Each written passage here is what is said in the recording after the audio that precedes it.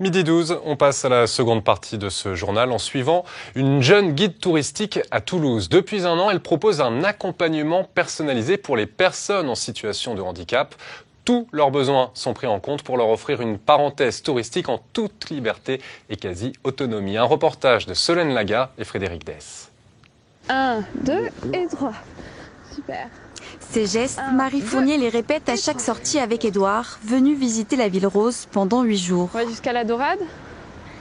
Cette jeune guide touristique, qui a aussi une expérience comme éducatrice, a décidé de créer sa propre entreprise.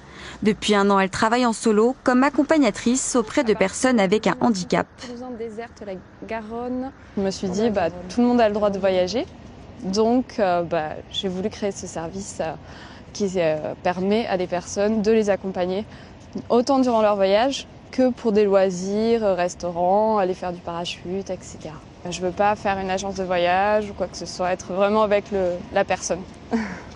5 mois, c'est le temps qu'il aura fallu à Marie Fournier pour préparer le séjour d'Édouard.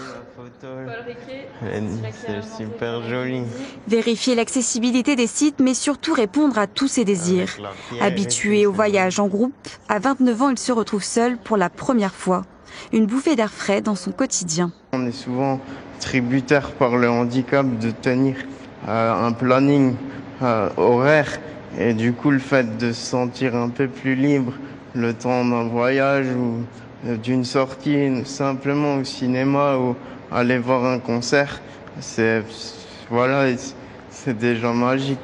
Waouh, regarde. Il y a un échange mutuel et il y a une confiance qui se crée. Et s'il n'y a pas cette confiance-là, je suis pas à l'aise moi. Un lien de confiance important, car le travail de Marie Fournier va au-delà des visites touristiques. Elle apporte aussi son aide pour tous les gestes du quotidien. Oui, c'est une partie très importante en ce qui concerne l'organisation du voyage pour que la personne se sente bien lorsque je l'accompagne, que ça corresponde à ses besoins. C'est vrai que chaque personne est différente. Pour s'offrir ce service, Édouard a déboursé plus d'une centaine d'euros par jour.